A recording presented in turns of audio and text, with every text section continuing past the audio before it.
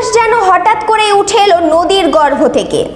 বাঁকুড়া জেলার সোনামুখী থানার অধীন ডিহিপাড়া গ্রাম পঞ্চায়েত রাঙ্গামাটি ফেরিঘাট সংলগ্ন দামোদর নদীতে উদ্ধার হওয়া দ্বিতীয় বিশ্বযুদ্ধ চলাকালীন আমেরিকার 3টি বোমা অবশেষে সফলভাবে নিষ্ক্রিয় করল ভারতীয় সেনাবাহিনী।